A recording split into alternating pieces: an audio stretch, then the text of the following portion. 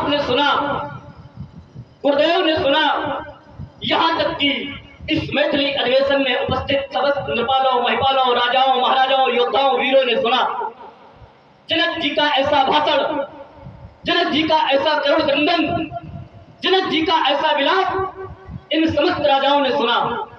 फिर भी कोई नहीं बोला, किसी में बोलने का साहस नहीं हुआ।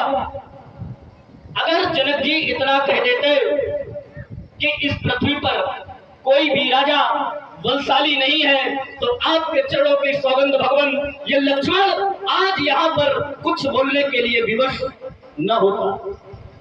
लेकिन जनक जी ने तो कह दिया, तो जब आस निज निज ग्रह जाऊ, लिखा न विधि वैदेही विवाहू, यहाँ तक बोल दिया अब जनिको ये माखे फटमानी, वीर विहीन मही मैं जानी। विचार ये करने लगा, राजा जनक ने कह दिया इस पृथ्वी पर कोई भी वीर नहीं है। तो प्रस्तुत में हुआ, मैं विचार ये करने लगा क्या कोई राजा ही वीर हो सकता है?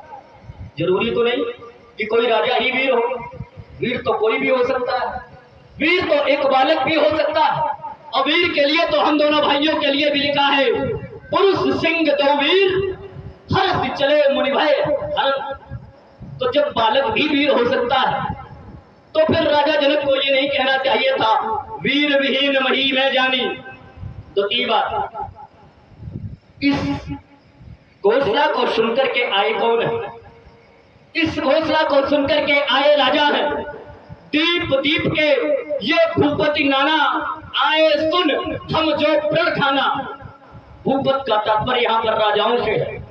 जब आए राजा, बैठे राजा है, चौदिस कंचन मंच विशाला, रचे जहां ये बैठे महिपाला।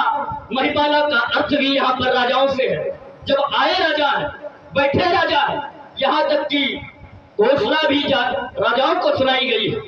बोले बंदी वचनवर सुनहु सकल महिपाल। महिपाल का अर्थ भी राजाओं से है। जब आए राजा है, बैठे राजा है, इस घोषणा को राजाओं को सुनाया गया है। यहाँ तक इस धनुष को उठाने का प्रयास भी राजाओं ने किया। एक नहीं, दो नहीं, भूप सहस 10 एक ही बारा, ये लगे उठावन तरही नटारा। जब आए राजा, बैठे राजा, धनुष की घोषणा भी राजाओं को सुनाई गई। यहाँ तक कि धनुष को तोड़ने का प्रयास भी राजाओं ने किया।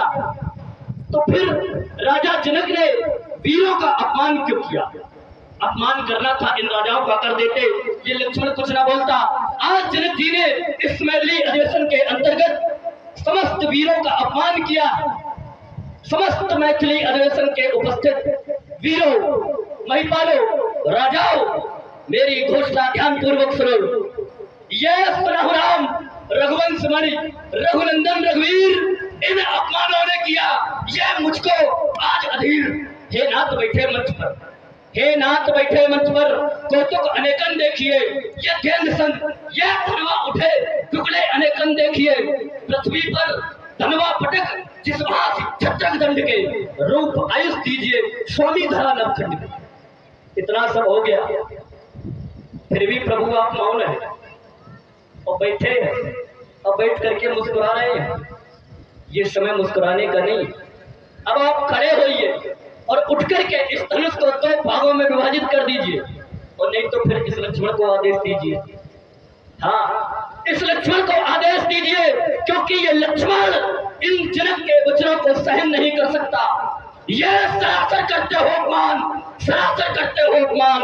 तुम्हें मालूम नहीं मित्रेश, ये वीर की होती क्या पहचान? सरासर करते हो अपमान, सरासर करते हो अपमान। हो गई स्वार्थ सिद्धि में देर, थोड़ा सा स्वार्थ सिद्ध नहीं हुआ, धनुष का खंडन नहीं हुआ, इनकी पुत्री सीता का विवाह नहीं हुआ। हो गई स्वार्थ सिद्धि में देर, तो भर गई आंखों में लाली। ये बताते रघुवंशी बलहीन, ये वीर विहीन वही कह डाली। करो प्रत्युत्तर में मैदान, तरीक न दीजिए तक्षणगान। ये सरासर करते हो अपमान, सरासर करते हो अपमान। तुम्हें मालूम नहीं मित्रेश, वीर की होती क्या पहचान? सरासर करते हो अपमान, सरासर करते हो अपमान। हो गए स्वार्थ सिद्ध में भूल, कहते हैं इन्हें योगी। लोगों ने परिभाषित किया कि ये योगी हैं, लेकिन मैं कहना चाहता हूं कि ये योगी नहीं है। योग के अंधविश्वास के ऊपर आज पुत्री का क्रम इतना चढ़ गया, इतना बढ़ चढ़ करके बोल गया कि आज इस मैथिली अधिवेशन के अंतर्गत समस्त नृपालों, महिपालों, राजाओं, योद्धाओं, वीरों के सामने इन वीरों का ही अपमान कर डाला। मैं तो कहता हूं, है कृपा ये गुरु के चरणों की, बल और प्रताप तुम्हारा है, और आप तो जानते हैं मेरा स्वभाव ही ऐसा है, ये अपमान न मुझे गंवारा है। अभिमान त्याग कर कहता हूं, यदि आदेश आपका पाऊं मैं तो ये इस धनवे की क्या बिसात है, ये सारा ब्रह्मांड उठाऊं मैं, फिर कच्चे घड़े समान इसे दम भर में फाड़ डालूं, या गाजर मूली की नाई ये चुटकी से तोड़ ताड़ डालूं, जल को थल, थल को जल कर दूं, लाऊं उतार कर तारों को ये सुरमे की तरह पीस डालूं, पृथ्वी को और पहाड़ों को, फिर धनुष पुराना घिसा पिटा ये तिरकेसा किस गिनती में है, ये सैकड़ों कोस तक ले तोड़ूं, इतना तो बल उंगली में है, इतना तो बल उंगली में है, ये तोड़ डालूं इस तरह जिससे जगत भयभीत हो, ये वीर मंडल कह उठे लक्ष्मण तुम्हारी जीत हो, ये वीर मंडल कह उठे लक्ष्मण तुम्हारी जीत हो। रघुवंशन मह जहाँ को होई तही समाज अस कहे न कोई, कही जनक जस अंचित वाणी ये विद्वान रघुकुल मन जानी, जो तुम्हार अनुशासन पावो तो ये गंदुक एवं ब्रह्मांड उठावो, काचे घट जिम डारो फोरी सकहु मेर मूलक जिम तोरी।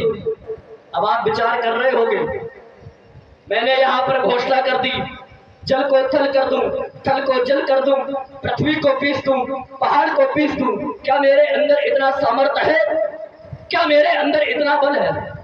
ना, ये जो कुछ कह रहा हूं, जो कुछ मैंने बोला है आपके चरणों का प्रताप है, कहूं स्वभाव न कुछ अभिमानू, मैं तो आपके चरणों की सौगंध खा करके कहता हूं, और जो इतना न करूं तो तोड़ो छत्रक दंड जिमी तो प्रताप बलनाथ, और जो न करो प्रभुपद शपथ तो कर न धरो धन भार, ये कर न धरो धन भार।